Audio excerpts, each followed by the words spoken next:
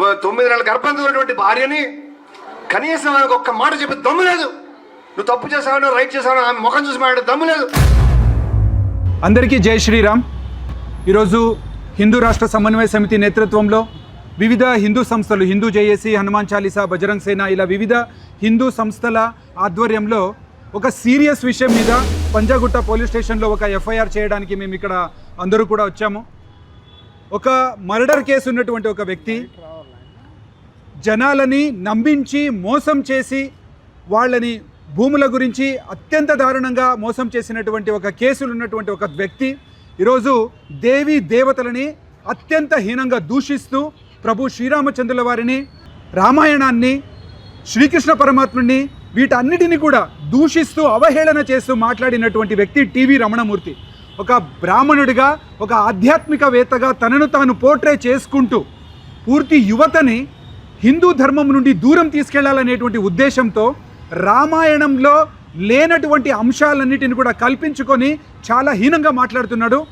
ఇలాంటి వ్యక్తి పైన ఖచ్చితంగా ఎఫ్ఐఆర్ జరగాలి. ఇతని మీద కూడా యూఏపీఏ యాక్ట్ కింద ఇతనికి లోపల వేయాలి. దైవదూషణ చట్టం అనేటువంటిది భారతదేశంలో తీసుకొచ్చి అలాంటి దైవదూషణ చట్టం కింద ఇలాంటి వ్యక్తులని ఎప్పుడైతే సభ్య సమాజంలో తిరగకుండా వాళ్ళకి ఎప్పుడైతే జైలు శిక్ష పడుతుందో అప్పుడే ఖచ్చితంగా హిందూ సమాజము ఊరుకుంటుంది. బంధువులారా, ఈరోజు ఈయన మాట్లాడినటువంటి అంశాల్లో మనం చూద్దాము. రామాయణంలో తను ఏం చెప్తున్నాడంటే సీతమ్మ వారిని నిండు గర్భిణిగా ఉండేటువంటి సీతమ్మ వారిని అతను అడవిలో వదిలేశాడు అని చెప్తున్నాడు. వాస్తవం ఏంటి అంటే పతి ధర్మానికన్నా రాజధర్మం అనేటువంటిది చాలా మిన్న.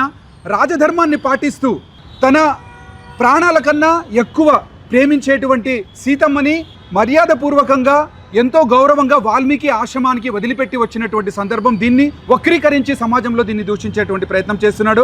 శ్రీకృష్ణ పరమాత్మునికి 16,000 మంది గోపికలు ఉన్నారని చెప్పేసి దీన్ని ఒక విచిత్రంగా చూపిస్తున్నాడు. భౌమాసురుడు నరకాసురుని యొక్క చెరసాల నుండి 16,000 మందిని ఎప్పుడైతే అమ్మాయిలని నరకాసురుని సంహారం చేసి వాళ్ళందరినీ కూడా బయట తీసుకొచ్చారో వారికి శారీరక సంబంధం లేదు, పూర్తిగా ఆధ్యాత్మికమైనటువంటి ఒక సంబంధం ఇది. అలాంటి ఒక దాన్ని కూడా ఇక్కడ చెడుగా చూపించడం జరిగింది. ఇలాంటి ఎన్నో అంశాలలో ఈ రమణమూర్తి కావాలని అతని సాహిత్యంలో మీరు చూడండి, అతని యూట్యూబ్ జై భారత్ మూమెంట్ అనే యూట్యూబ్ ఉంది, జ్వాల అనేటువంటి ఆర్గనైజేషన్ ఉంది. అందరూ కూడా కమ్యూనిస్ట్ మెంటాలిటీ ఉన్న వాళ్ళని జత చేర్చుకొని పూర్తి హిందూ సమాజాన్ని వీళ్ళు కించపరచడం చేస్తున్నాడు. ఇతని మీద ఖచ్చితంగా ఎఫ్ఐఆర్ జరగాలని చెప్పేసి ఈరోజు మేము డిమాండ్ చేస్తున్నాము. ఖచ్చితంగా ఎఫ్ఐఆర్ జరిగేంత వరకు, ఇతని లోపలి వెళ్లేంత వరకు పోరాటం కొనసాగుతుంది. ఖచ్చితంగా పూర్తి రాష్ట్రమంతా కూడా ఏకం చేస్తాము. రావణ్ అనేటువంటి వ్యక్తి ఏ రకంగా అయితే డిప్యూటీ సీఎంని తిడుతూ ఇంకా వివిధ రకాలైనటువంటి దుర్భాషలాడితే అతనికి సపోర్టివ్గా లేఖ విడుదల చేసి ప్రెస్ మీట్ పెట్టాడు. ఇలాంటి వ్యక్తిని సభ్య సమాజంలో ఎలా తిరగనిస్తారో అని ఈరోజు మనం ప్రశ్నిస్తున్నాము. ఖచ్చితంగా ఇతని మీద యాక్షన్ తీసుకోవాలి. జై శ్రీరామ్, భారత్ మాతాకి జై. రమణ ద్రోహికి మద్దతు చేసే వాళ్ళందరూ కూడా